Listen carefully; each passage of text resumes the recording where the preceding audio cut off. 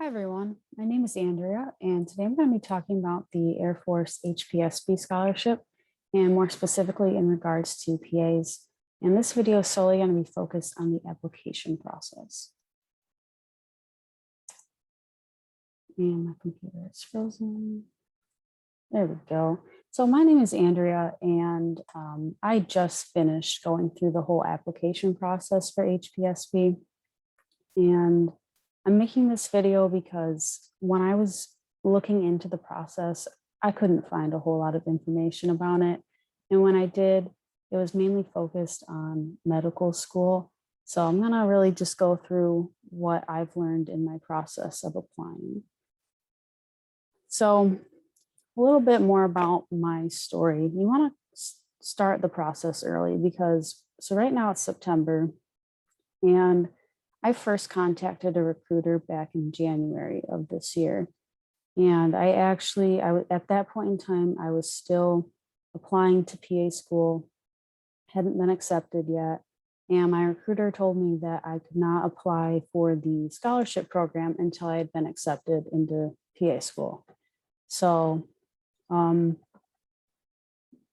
couple of months went by, I found out that I got accepted into a program in like early June or July, I think. And then I had to really rush through this process because the board that decides who gets scholarships meets in October. So if, the sooner you can get started on this process, the better. And the first way to get started is to just contact your local recruiter. On the Air Force's website, there's a button that says find a recruiter. You'll type in your zip code and then they give you an email address. If you tell them that you're interested in HPSP, they'll send you the correct recruiter who deals with healthcare things. And so that is how I got started on the process. And basically, so when I spoke to a recruiter, this is pretty much what he told me. So we're going to go through what exactly HPSP is. So in case you didn't know, HPSP stands for Health Profession Scholarship Program. So this is for a whole different bunch of providers, nurses, PAs, dentists, doctors. So I'm going to focus specifically for PAs because, like I said, there wasn't a whole lot out there that I could find. So you have to, before you can apply, you have to be accepted into an accredited PA school. And actually the PA school that I've been accepted to is under the provisional accreditation status, and that's totally okay as well. And you can go to whatever PA school you want, doesn't matter. Again, the scholarship board meets in October, so just keep that in mind. If you are one of those lucky people where you applied and you were like an early admit and you know that you're going to a PA school a year in advance, perfect. Get on this application process right away. Like I said, I was really rushed because I kind of found out really late, and my program starts in January. Which is odd, if you're doing a program that starts in the fall, like a lot of programs, you might be having to fund your first semester, before the scholarship kicks in. So keep that in mind. And if you are accepted into the HPSP scholarship, you will go to PA school just like normal, just like everyone else. The Air Force will pay for your tuition and books and any other supplies that you need. And then in addition, you'll get a monthly stipend. I was told the stipend would be around $2,000 a month. It probably depends, and I'm not sure, but that's what I was told. And then you're not going to have to do anything related to the Air Force while you're in school. You just, like I said, you just go through school. They want you to focus on that, get your license, and then right before you finish PA school, you'll contact whoever and they'll get you scheduled for training. So basic training is officer training. You're going into the military as an officer. You'll be a second lieutenant.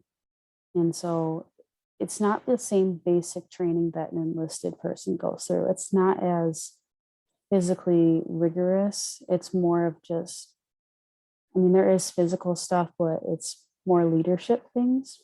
So keep that in mind. And then you will, if assuming that your scholarship is for 2 years, you will serve as a PA in the military for 3 years. That will be your contract.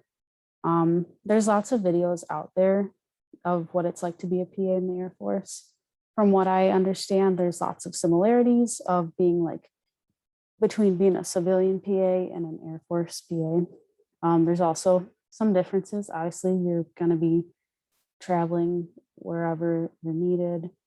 There's even likelihood that you'll be abroad. So keep those things in mind. So let's kind of talk about the application process. So I had 2 recruiters going through this process. So the very first recruiter I had, his job was basically just getting all my basic information. I had to send him the letter of acceptance into PA school, my CV, which if you were like me, I had no idea what a CV was. It's basically a more in-depth resume. You know, resumes, they want you to have like 1 page or maybe 2.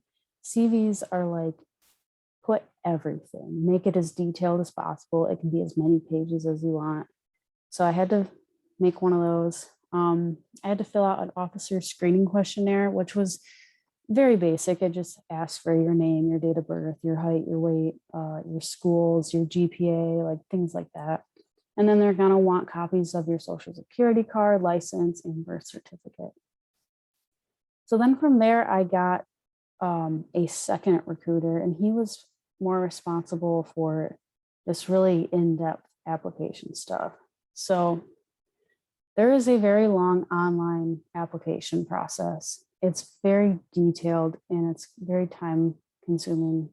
It asks you about your family relationships, so your siblings, where they live, their contact information. They want to know your previous addresses, your school information, contact information for people that knew you, that went to that school, and like just all these crazy things. And it's not hard, it's just, it's a lot. So be prepared for that. I think it took me probably close to 10 or 12 hours in total just to fill it out. It was multiple days work. You can't do it all in one sitting. I had to answer some essay questions. Those were pretty easy. They're just asking you about your leadership experience, you know, talking about yourself, what your qualities are. And that was about 2 pages in length. I had to get my college transcript sent, and I had to get a document filled out by my college registrar, which I kind of ran into some issues with that. So that might be a little time consuming depending on the college. And then you're going to have 3 letters of recommendation. So think about who you might ask for those. For me personally, I asked my current boss, my current supervisor, and then I asked a previous supervisor who actually was also in the Air Force. And then I asked one of my professors from undergrad. So then after that online written application stuff, you have to go through MEPS, which is a military entrance processing station. And this is to make sure that you are medically qualified and healthy enough to enter the military. So you go to this station and they're going to take blood and urine and a breathalyzer test, and you're going to get examined by a doctor. And you have to do this range of motion test in your underwear. And I didn't realize this, but these MEPS facilities are for all branches of the military. So there's lots of videos online about what MEPS is, and I watched a whole bunch of them before I went, and they were really helpful. So I'm not going to talk too much detail about what to expect. Your recruiter will prepare you, and if you watch videos, they'll prepare you. I will just say that it's not as bad as you think it's going to be. I was really nervous about, getting a full body exam naked by a doctor, but like it took less than 5 minutes and they just kind of looked at you and then you were good. So it's not as bad as you think it's going to be. I also thought it was really weird when I went. I was the only like officer going. Everyone else there was like 17, 18. Actually, there was one girl who was 15, and they're all going into the enlisted side of things. And I was the oldest one there, and it was just kind of weird. But so yeah, that's that. And then once you are medically qualified, you will have to do an interview.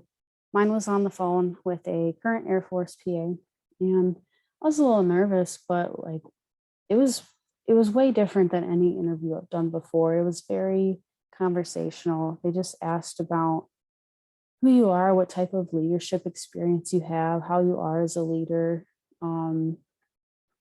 Just it was like I said, it was just really having a conversation. I got to ask lots of questions. Really not not a big deal, you know. So then that's that. And once you go through all of that, you are fully applied for the HPSP scholarship program. And like I said, right now I'm just waiting to hear if I've been accepted or not. I don't know how many they give out, but I hear that the number can be pretty limited. So do your best to make yourself stand out, I guess. And this is definitely, it's a long process, and you should take some time, think about it, make sure it's what you really want. Um, it's obviously a great opportunity because you get PA school paid for, and if you like serving your country, then it's the best of both worlds. So if I get accepted, I will probably make more videos going forward about what it's like going forward. But for now, that is all I have. So I thank you guys for watching.